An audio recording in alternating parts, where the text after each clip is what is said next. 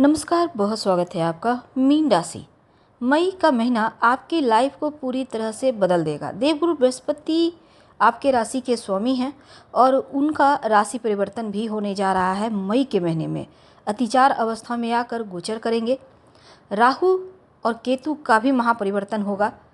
अब देखिए, आपके लिए राहु केतु का महापरिवर्तन पूरे 1.5 साल तक आपकी लाइफ को कंट्रोल करेगा।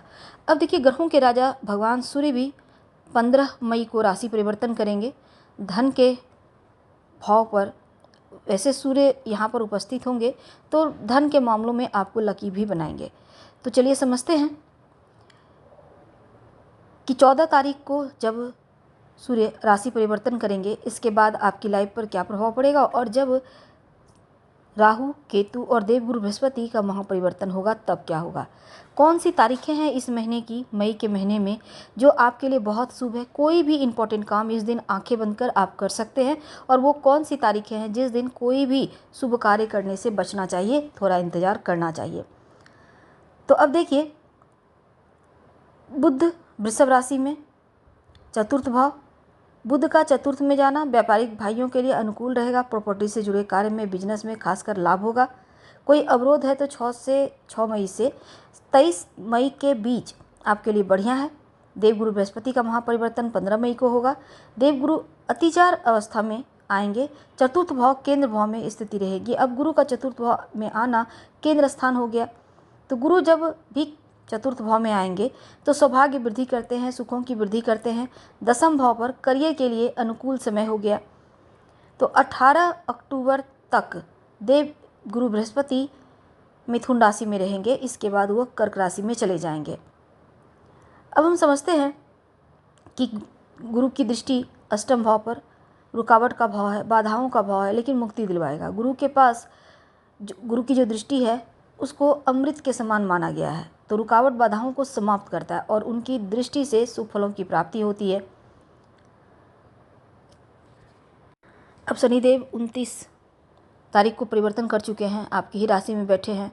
अब शनिदेव की जो 10वीं दृष्टि है करियर पर पड़ रही है, तो शनिदेव का गोचर भी आपके लिए ये जो 2.5 साल है, आने वाला वक्त बहुत हानिकारक नहीं है, लेकिन आपको मेहनत ज़्यादा करवाएगा।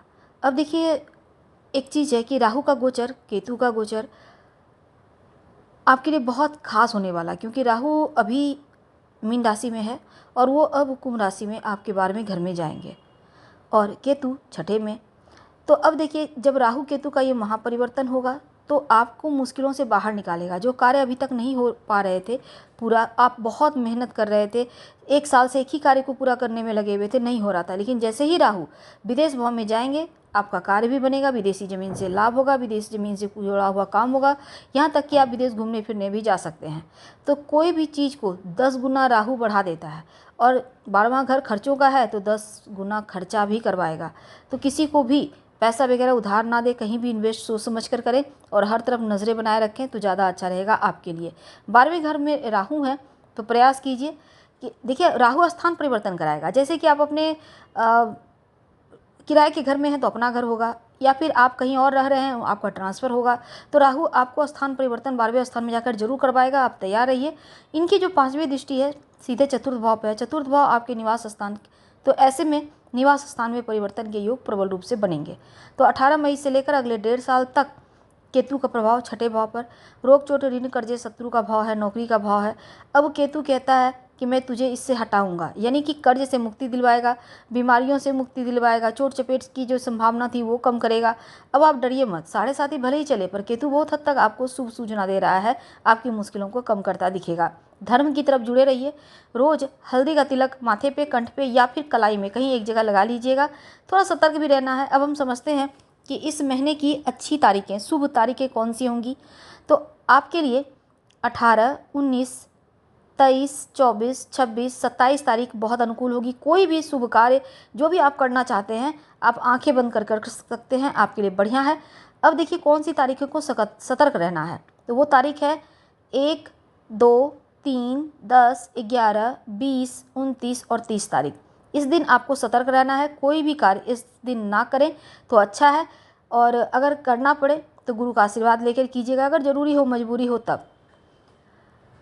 तो हमने आज आपसे साझा की आपके लिए शुभ अशुभ तारीखें और कैसा रहेगा। वैसे पूरे महीने आप हनुमान चालीसा का पाठ करके दिन की शुरुआत कीजिएगा तो हर ग्रह अपने आप शुभ फल देने लगेंगे। धन्यवाद।